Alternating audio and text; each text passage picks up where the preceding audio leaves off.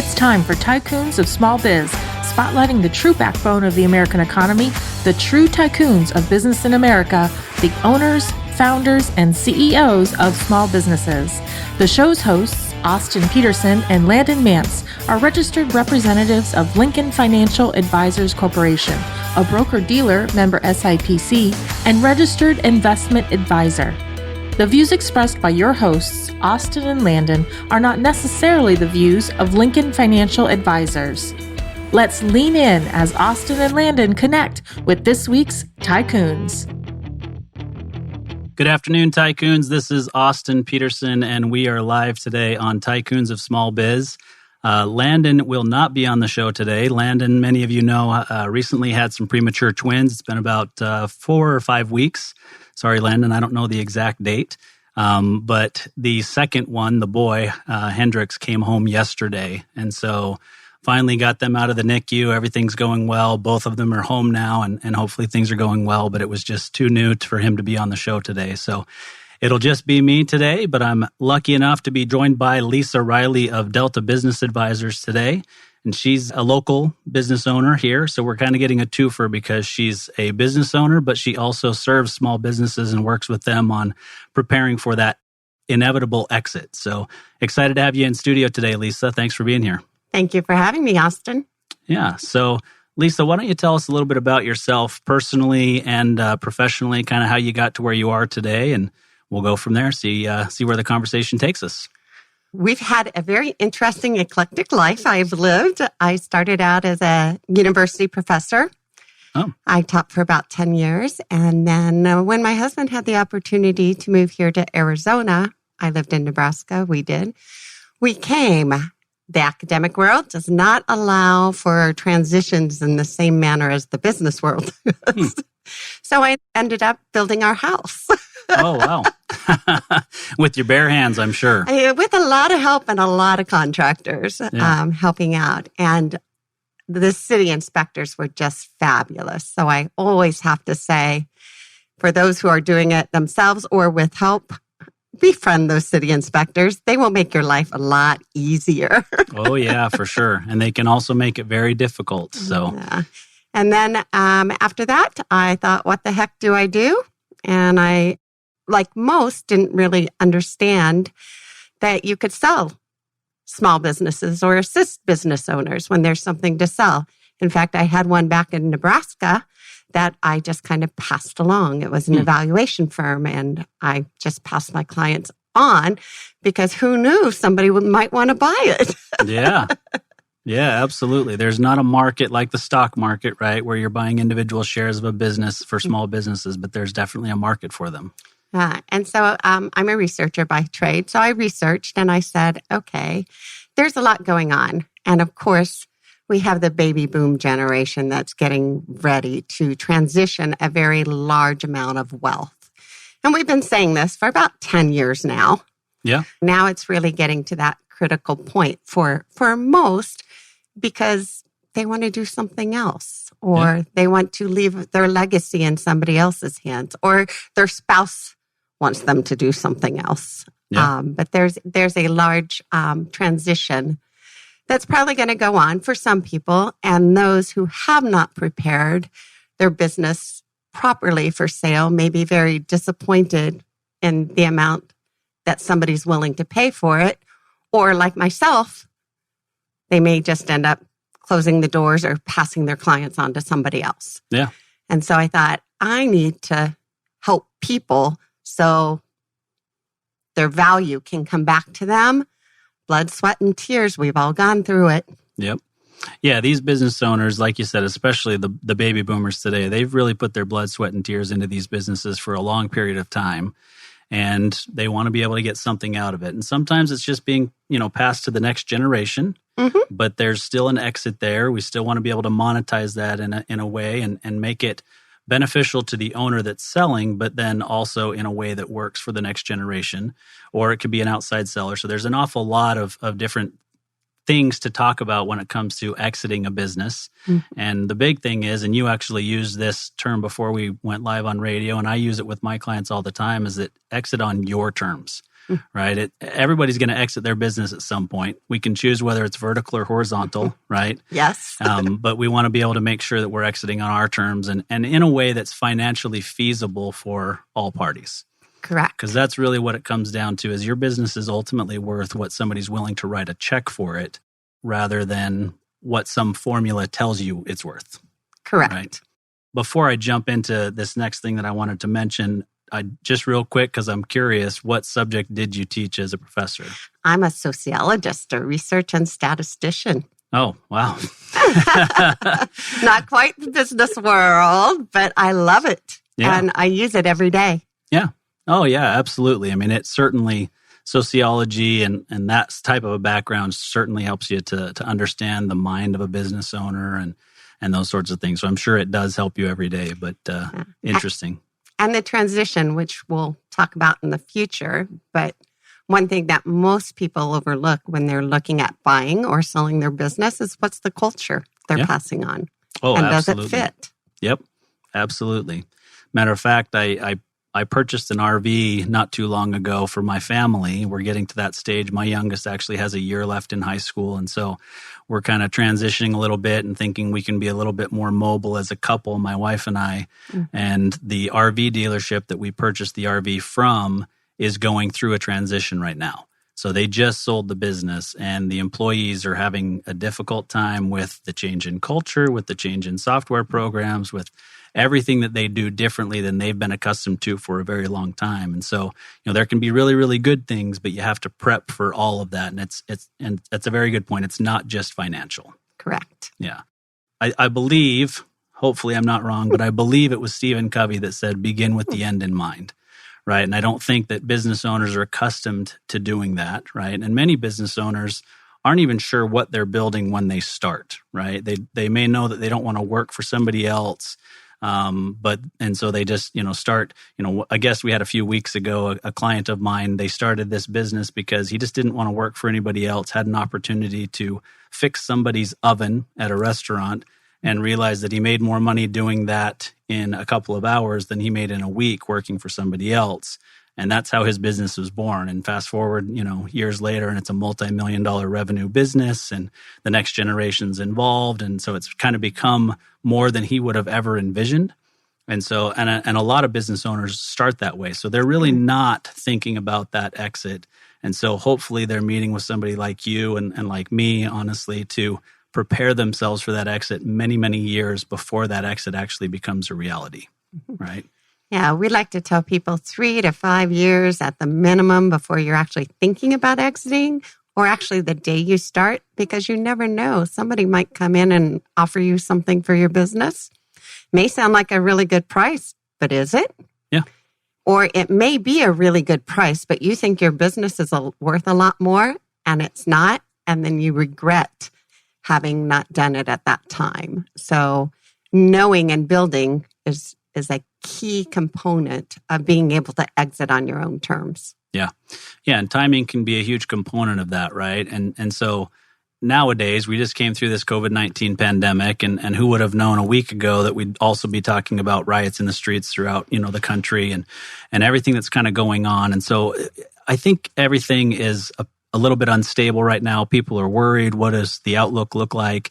People can't figure out why the stock market's doing well now over the last couple of weeks when we're right in the middle of all this turmoil. And obviously that's my area of expertise. And so I can speak to that, but we're here to talk about you. So, given the environment that we're in today, there are still some business owners that are going to need or want to sell today. So tell us a little bit about what you think about the market today and the environment for selling a business today. There are actually 3 things going on today. We're going to see a lot of businesses just close their doors. In fact, it's already started. You see this in newspaper after newspaper of somebody's story, 10 years, 5 years, 8 years, 20 years. They're just closing their doors. Yeah. That's one of the unfortunate consequences. Yep. Second, those who have thought that they were going to exit this year, a lot still are, but the structure of the deal is going to be very different. So knowing what your minimum threshold of cash you need to live in the future is going to be even more critical because the structure, and by structure, I mean the cash you get up front and the terms, the length of the terms and the amount of those. There's going to be more contingencies and earnouts than we've seen since our last quote unquote little recession. Sure. And so just yesterday I got a call. He was ready to sell this year. And now he's like, okay, should we or should we build up? Yeah. And the answer is, of course, it depends. Yep. On the situation. So we talk through people and we introduce our clients to others who can help them build that wealth or help them grow through acquisition so they can meet those goals. And by doing that, we work in tandem with their financial advisor, their accountant, their attorney, and everybody is rowing in the same direction. Nobody's trying to minimize taxes. Exactly. Yeah. For the year without thinking about long-term 2 to 3 years out. If you don't talk to your advisors about your plans, they cannot help you. Yep. Yeah, it's funny that you mentioned it that way because I'll personally speak to clients a lot of times or even as a prospect and say, the reason that my clients end up hiring me, even though they've done some level of financial planning, because most people that I'm meeting with have already done some level of financial planning on their own, right? Either on their own or with other, advisors. And it may be an investment advisor, insurance advisor, tax advisor, whatever. But the big difference is that they want to take it to the next level. And what's missing is the coordination. There's typically a lack of coordination between all of the advisors. Correct. And if we're not all, like you said, rowing in the same direction, then we can't accomplish it. A CPA is always looking through that tax minimization lens, right? And the attorney is looking through the legal aspects of it. A financial advisor may be looking at, okay, how do we structure this? And you're going to do some of that as well. But a financial advisor may be saying, what are we going to do in terms of cash today? What does the earnout look like?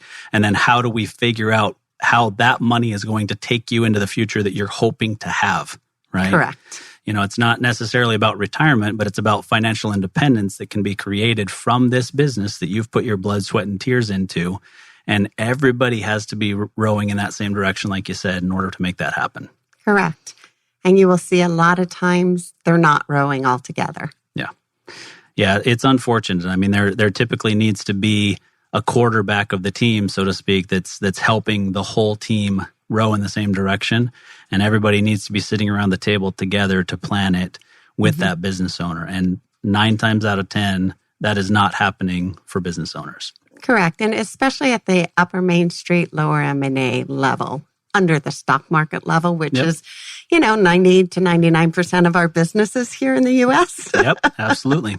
We've just find that without the right team, the frustration level, the wants, the desires, the after selling the business is not all it's cracked up to be because it wasn't set up right. One of the first things we ask both our sellers and our buyers, our business owners who are looking to buy or acquire, why is it you want to do this? And why is it you want to do this at this time? You've got to have a good reason because you've got to be able to move your identity from business owner. And as we were talking about, change of identity, change from professor to not, it's a huge identity issue. No doubt. Or business owner to general contractor part as on our own home. Just the change in thought processes and what you can say and how to say it. You're shifting. So you better have a good reason why you want to sell, something to do, look forward to, as opposed to leave behind. Yeah. Yeah, no, absolutely. I mean, I think we see that in a lot of aspects of life, right? Not necessarily just in selling a business, but transitioning from working to not working every day is not something that everybody is prepared for, and they don't think through the consequences. And like you said, it's a lot of times business owners, we will focus on the financials, right? Or how is this going to benefit me financially, or how is this going to benefit the business overall, but not thinking about the drawbacks and what else needs to go into that decision, right?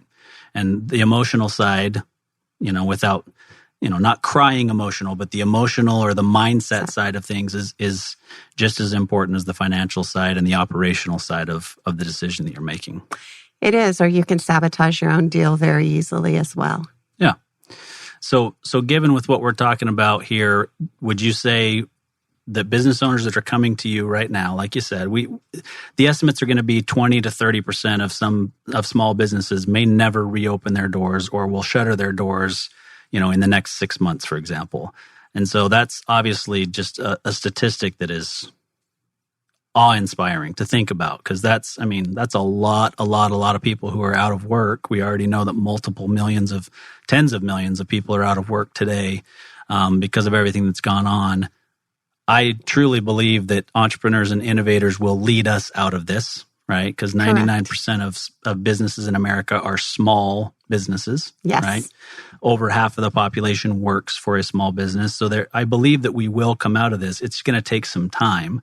But given where we are today, do you think that it's a good time for business owners who have the ability to weather the storm, right? Ride this out. Is it a good time to be looking at acquisition opportunities that may be out there where maybe somebody's not able to weather the storm? And so there's an opportunity to kind of almost throw them a lifeline, give them an opportunity to still have an exit, but it's beneficial to your business as well. Yes. In fact, if we were talking in December, of 2019 or January, one of the major reasons people were acquiring companies was for their employees. Trained employees were coming in, people were merging and moving together.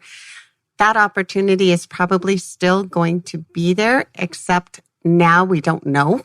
Yeah. Because once people left, they may or may not come back. Nobody knows what's going to go on. Yeah. We are talking to a lot of C-level individuals who say, I'm done. I've been downsized, outsized, right-sized just one too many times. I want my own business that I can grow. We have the cash we've saved. So they are coming in as very strong buyers. And we have other small companies in certain industries that are saying, I don't care what you find in this industry. If it meets X, Y, and Z criteria, we'll buy it. I'm interested. Yeah. Yeah, it's interesting. I guess I hadn't thought about it that way, but it does make sense that in December of 2019, there was literally a talent shortage, right? Correct. And like you said, so they were buying it because they wanted that talent. Employees weren't really looking for jobs. They were happy. The whole country was overly employed, right? Lowest employment that we'd had in decades, if not ever. And so it does make sense that was the case. And now I'm sure there's still some of that, like you said, but it's comforting for me to hear that you're speaking with C-level executives that are just saying, you know what, I'm tired of the corporate rat race and the changes that are going on and me not controlling my own destiny. And these are very capable people who have the ability to just go out on their own and build a business on their own. And it's still, as I'm sure you're aware, starting a business is always more expensive than buying one for two reasons. One, you get cash flow on day one. True. Yep. And not having to build up to cash flow. Yep. Two, you have employees on day one who know what they're doing. Yeah. Yeah. Very, very, very good points and smart points for sure. Yeah. Because if you can acquire a business that's already operating, but you're looking at it and saying, yeah, that's a fair price, but I know that with what I bring to the table now, I can 10x that business because I bring something to the table that business does not currently have. Correct. Yeah. So very, very, very smart decision, I think. So given the atmosphere today and COVID-19 and PPP loans and all those sorts of things that are out there, what have you seen in the way that that's affected valuations of businesses? We have been doing a lot of webinars like everybody else, ourselves, and going to them. In fact, we're doing an updated PPP webinar on Thursday to go over what's going on new at 1:30. But the goal of the loans is that you really need to document. I don't care what you got a loan for, document. And so the rules are changing, and and transitions are still going on with the PPP and without. And at this time, the latest thing that we have heard, which might change any day, right, is that if you have a PPP loan, that goes to the individual, not the company. So in a stock sale, it's not transferable. In an asset sale, it's not transferable. You're responsible for that loan, even if you sell your business. Mm. And likewise, if you buy one. But they're coming up with legal ways to make that all work because we are closing businesses. The other thing, right now, as you know, what do we have? Very low interest rates. Yeah. And the SBA, this is another item that's being discussed on what the terms actually are. But as of September 27th, if you get that loan before, an SBA loan before, the SBA will pay 6 months of payments. Yeah. Yeah, it's a big deal. And even if you had one prior to all of this happening, they did put a 6-month forbearance in place for business owners that already had an SBA loan. Which correct. Has helped a tremendous amount of businesses to kind of keep their doors open and have options anyhow and not have that be a drag on their cash flow while this is going on. So I want to follow up a little bit on that in just a minute, but now's a good time to take a quick break to hear a word from one of our sponsors. At Paylocity, we deliver more than our awesome product suite with crazy good reviews. We prioritize your success by covering you with a deep support system to back up our easy-to-use, innovative HR solutions. Everything we do is designed to support you in reaching your goals. Together, we tackle your day-to-day work so that you can spend more time building the culture you and your employees crave. For professionals who crave true partnership, Paylocity is the HR and payroll company that frees you from the tasks of today, so together we can spend more time focused on the promise of tomorrow. Let's go forward together.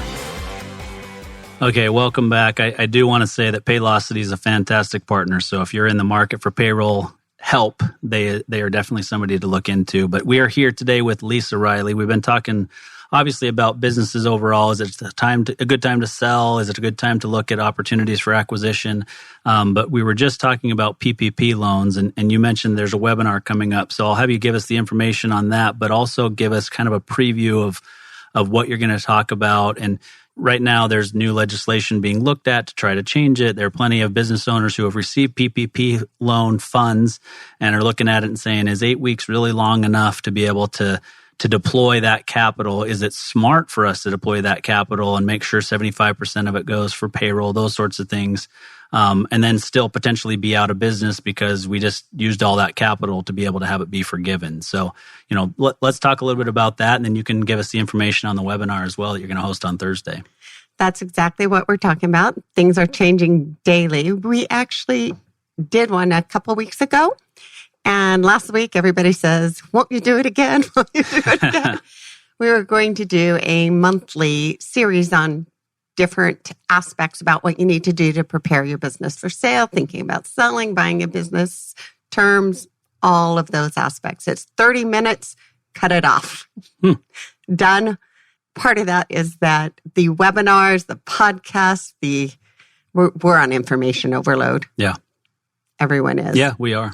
So we'll have it. And Juliet Peters from Framework Legal is talking about the legal issues. Helen Swiatek from On the Money is talking about the accounting issues and how you should keep your books.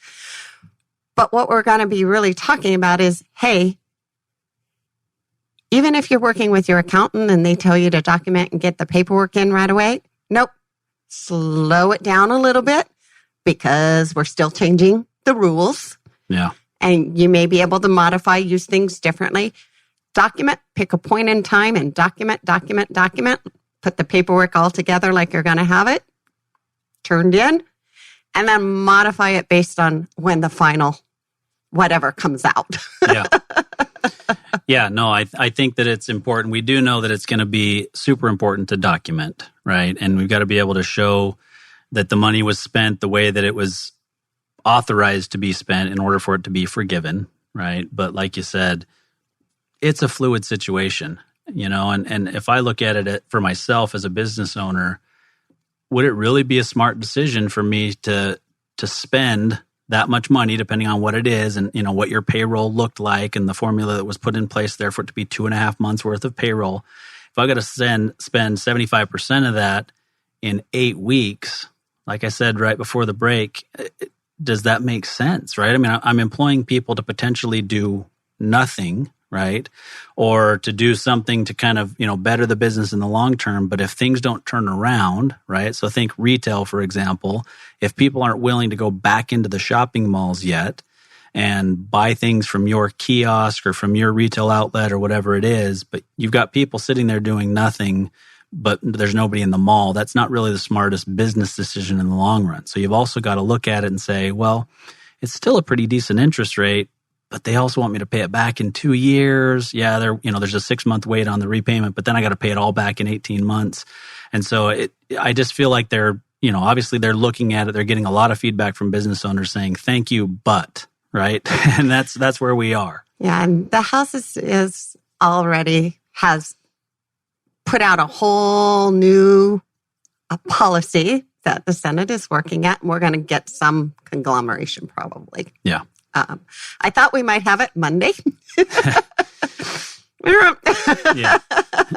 What we've learned is that nothing goes quickly with government, right? Yeah. So, but the other thing is on that loan and all the certifications now required to be signed off. So the payroll protection program was set for payroll.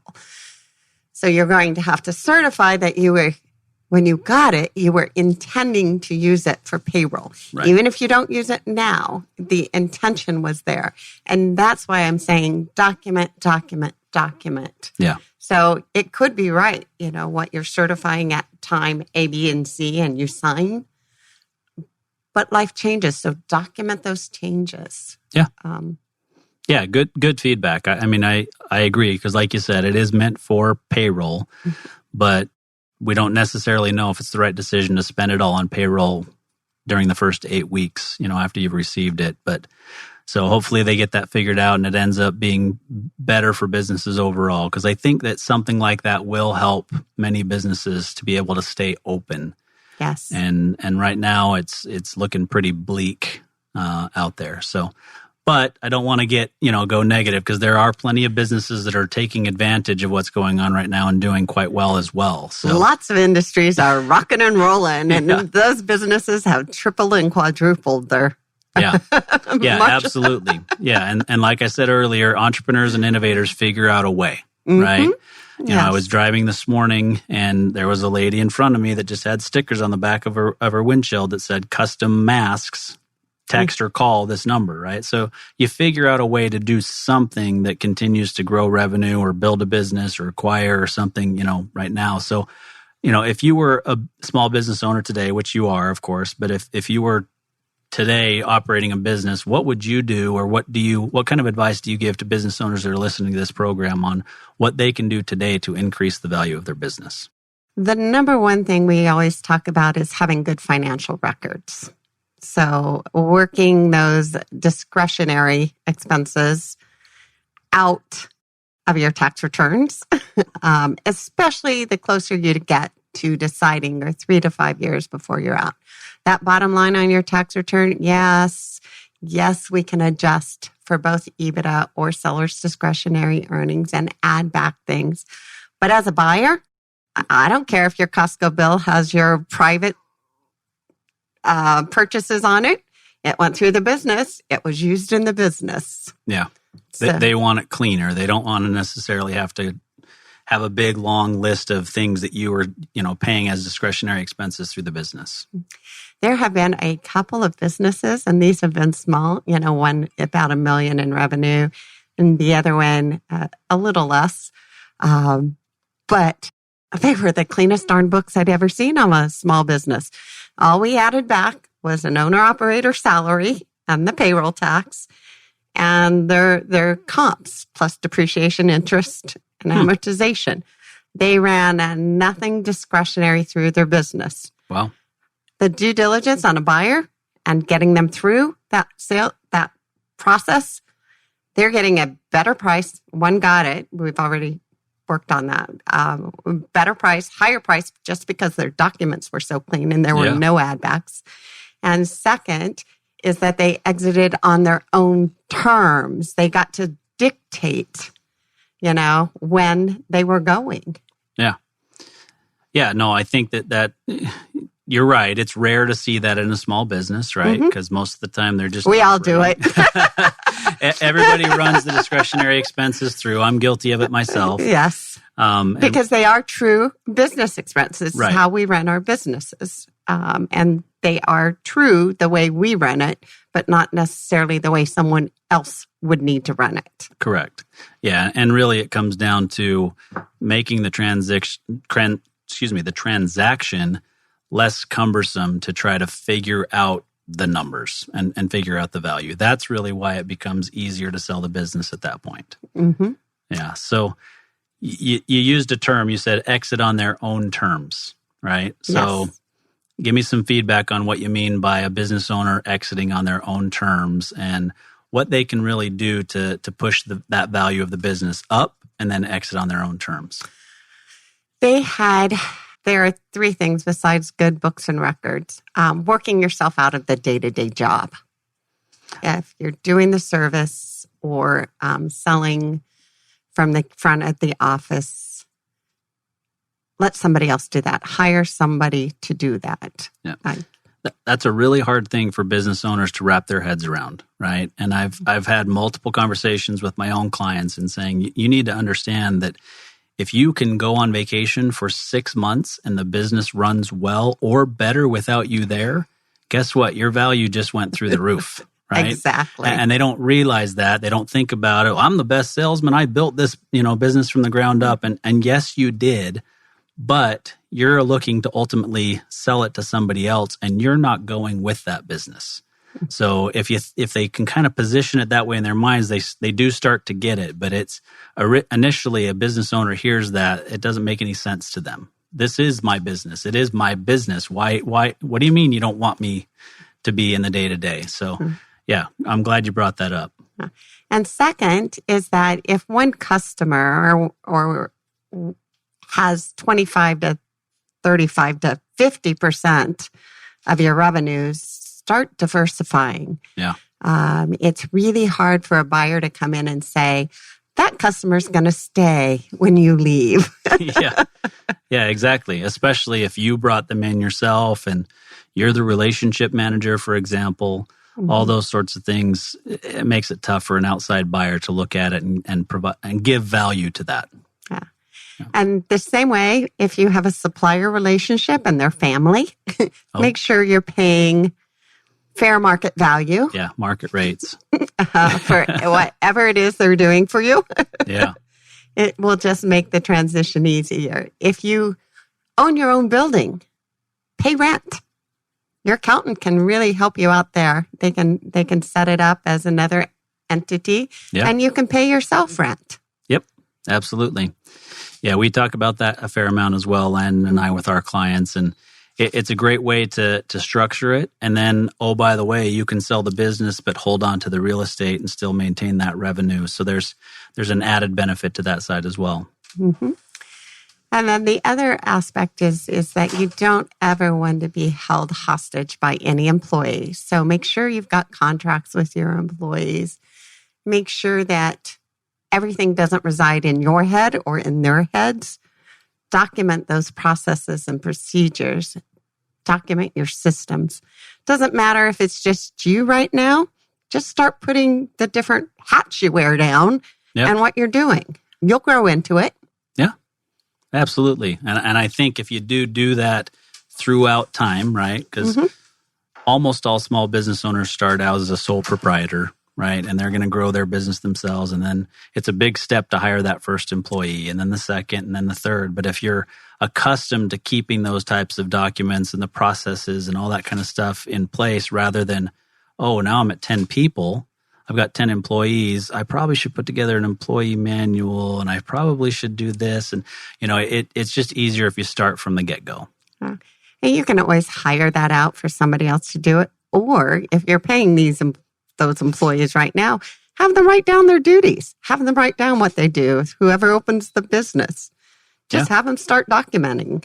We've been telling a lot of our clients, if you're paying individuals, and it's a lot slower right now, there are things you can do that they can help you grow your business that you haven't even thought about. Yeah. Yeah, absolutely. I think that it doesn't have to be overly complicated, but having some sort of a process in place, like you said, increases the value. It gives an outside buyer the opportunity to see that you do have your ducks in a row, right? You can outsource it if you need to, but this is another thing that's really hard for business owners to do, is to take that step back and work on the business, not in the business, right? Yes. And we spend every day working in the business, but the biggest power in trying to take that business from point A to point C is about taking that step back and working on the business rather than in it. And that makes your business more valuable on so many levels to a buyer too, when you have that management team. Yeah, absolutely. Well, let's take a quick break and listen to another word from one of our sponsors, and then I want to come back and ask you a few more things. Whether you're an established local company or a brand new startup, you can count on GBS to be part of your family. We're not just any benefits consulting firm, we're GBS. We have nearly 30 years of experience in group benefits, a strong sense of purpose, and it shows. GBS, believe in something better. gbsbenefits.com. Welcome back. We're here with Lisa Riley with Delta Business Advisors. We've talked about quite a few things already about getting a business ready to build and sell. And we just heard a word from one of our sponsors, GBS Benefits, fantastic benefits firm here in Arizona. They've also got offices in other cities, Las Vegas, Salt Lake City, and plenty of other places. They do a great job with benefits. So if you need a great partner from Group Benefits, look up GBS Benefits, and they'll be able to help you out. So, Lisa, we've talked about a lot of things so far. We have. So a couple of things I want you to do. First, I want you to tell us where they should look for you to find the webinar that we talked about on Thursday, because I don't think we actually hit that. So, what website should they go to, or where do they find you on social to be able to get on that webinar? And then I'll have you, just give us your overall contact information, how to get a hold of you. But then I want kind of your final words of wisdom, what you're seeing. Is there a specific industry that you specialize in? Can you help anybody? What kind of final words of wisdom for a business owner who's thinking, gosh, 3 to 5 years, maybe 10 years from now, I do want to be able to exit this business and have it be a cash event at that point. Just kind of the final words of wisdom on what you would do today if you were in that position. Okay. A lot to go over there. First and foremost, some of it I'll just put together. DeltaBusinessAdvisors.com, and that's ADVISORS.com. If you go under resources and the COVID-19, you'll find the link that you can click on for the webinar. Additionally, if you look me up on LinkedIn, you'll find it, or Facebook, or Delta Business Advisors, you'll find us all over there. Great. We try to put out educational information. As I said, I'm an educator by nature. I like having conversations and getting the right information out there. There is a lot that you can do. There are resources galore out there to increase the business. We partner and co-broke with a lot of different business brokers. In Arizona, you have to be a licensed real estate agent to be a business broker. Little known fact. Yeah. So I'm working with a national company, Accounting Biz Brokers, and they're out of the South in Georgia, but they just focus on accounting firms. So we've got that specialization in accounting firms. We've got specializations in different industries.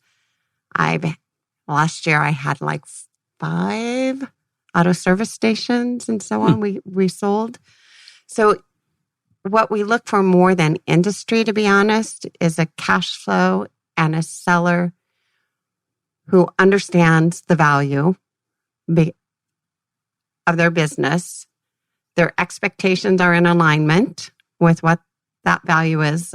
Complementary most probable sales price analysis is what we do. Mm-hmm. And that range is, hey, if you need to sell it, right away, or if you have the 6 months to a year that it takes to sell a well-priced business, then you can hit near the upper limit on Main Street. Yeah. On lower middle market, we do not take a price point out to the market because it truly is what somebody's willing to buy for it. Sure. On Main Street, you would not, people want to know, what is it and how did you get to this value? Two different markets. Sure. So we work with both, and we work with investment bankers as well to make sure that those companies who need capital can get capital, and we can do alternative structures. Let's see, what was the rest of the questions? Yeah, no, They I'll all need to came remind at you. me. I did throw a lot at you. I apologize. So you did actually a very, very good job of remembering things there. So one thing that I would highlight there is that you do help individuals to find the financing to get this done. So that's an important part, because there's not always that ability, or somebody doesn't have the expertise or the contacts to get the financing in place. And so that helps a seller, but it also helps a buyer to make sure that they're comfortable in moving forward with a transaction like this. So that's very, very good to hear. The last part of what I asked you was actually just advice for somebody who's sitting in their truck today listening to this program and saying, I do need to start preparing myself to sell the business because I do want to be done in 5 years or 10 years. What small tidbit of advice would you give them today, beyond what we've talked about, or maybe just reiterate something that we've talked about? If you had to choose one piece of advice that a business owner should do today to prepare themselves for that, what would it be? I'd pick the top 3. Okay. One is getting your financials in order. So if you were going to buy your business, you would understand it very clearly and there wouldn't be anything that was in doubt. Yeah. So good point. You're looking at your business as though you were going to buy it today. And how would you feel about the financials that you're viewing? Good. 2, you've got a good management team and you are not working on the day-to-day in the business. Good. Very good. And 3, you have something pulling you away. So you've got to have a hobby. You might want to, travel the world.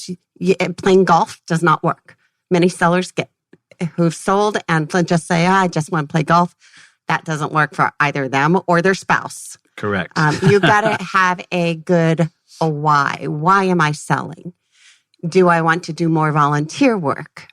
Do I want to travel? Do I want to go live in another county with my grandchildren? Or do I want to build another business? We have a lot of 20s, 30 years old who are also selling because they've grown the business. Their excitement is in growing the business to a certain point, and then they're done. Yeah, absolutely. And they want that challenge again to go buy another. So why? Why is it time? Yeah. No, I think that's very good advice. I mean, and you're absolutely right. We had Brenda Schmidt on the program a couple weeks ago with Coplex, and she talked, and she's not in that 20 to 30 year range. She's a little bit older than that, but she said, and we do see it more often in 20 to 30 year old entrepreneurs, but she said that she thinks she's got 2 more startups in her before she's ready to retire. So for her, it really is about that chase and the build, but she doesn't necessarily want to run the operations day to day. And so she moves on to the next startup. Yeah. And there is a fair amount of that. But I agree with you specifically on something that's pulling you away, right? And I don't know if you've seen this, and if not, I'll send it to you after the program. But one of the things that we'll use with our clients is called the Business Exit Readiness Index, the Berry Report. I don't know if you're familiar with that, but it's not just about the financials, right? I mean, it asks those types of questions, but it's really more about, are you emotionally ready to step away from this business? And will you be okay, so to speak, right? And it just gets discounted so much, and people don't realize how much of their identity is tied to the business that they've just built over the last 10, 15, 20, 30 years, right? 40 years. And so it's an important aspect to being ready to exit the business. And that takes us back to when you were talking about leaving for 6 months and letting him in. Go find your hobby. Go find something you want to do. Go find a desire. Yeah. And it might not be 6 months. It might be a week, or it might be 2 days. Yeah. Just start stepping away and making sure your business can run just fine. See what happens. Yeah. No, I think that it's excellent advice. My wife and I speak about it all the time. My wife and I are coming up on our 22nd wedding anniversary. Congrats. Yeah, thank you. And so, we've talked about what the future looks like, and I've got a business that I run day to day. I know that, you're looking at me thinking he's got a face for radio. This isn't what I do all day, every day. But the reality is we talk about what our future looks like, right? And my wife and I are in our mid to late 40s, and we've still got plenty of time to decide exactly what that looks like. But we're already having those conversations and saying, well, maybe we can kind of ease into it. Maybe we will do some volunteer work and step away from the business for 12 months at a time and do that volunteer work. And then come back, for a year or two, and then go away for another year and just kind of ease into it. There are lots of ways to prepare yourself for that. But I've seen it way too many times where you sell that business, the transaction's done, and you wake up the next Monday morning and you're thinking, what have I done? Mm-hmm. Yeah, I've got some money in the bank and that's great, but what have I done? My identity's gone. Mm-hmm. And so there's so much to the emotional aspect of getting ready to sell a business, well beyond the finances. Yes. So, well, I appreciate the conversation, Lisa. I think that we've covered some very important topics. Hopefully, business owners are listening and realizing, even if they just take one thing from this, for me, I would say take that you've got to emotionally prepare yourself for exiting the business. You may say on the financials, get your financials in order, but either way, there's really, really good information here that hopefully they listen and glean some information and prepare themselves for their exit going forward, and get in touch with Lisa Riley at Delta Business Advisors to prepare yourself for that eventual exit. Thank you, Austin. Yeah, thanks for being here. Thank you, everybody, and that's a wrap for today.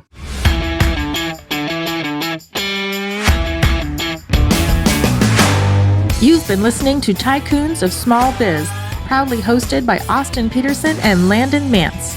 Austin and Landon are comprehensive financial planning professionals specializing in financial, estate, and succession planning for small business owners. Austin and Landon have offices in Scottsdale, Arizona, and Las Vegas, Nevada, and represent clients in 14 states throughout the country. Join Austin, Landon, and the featured Tycoons live every Tuesday at 1 p.m. right here on Business RadioX and your favorite podcast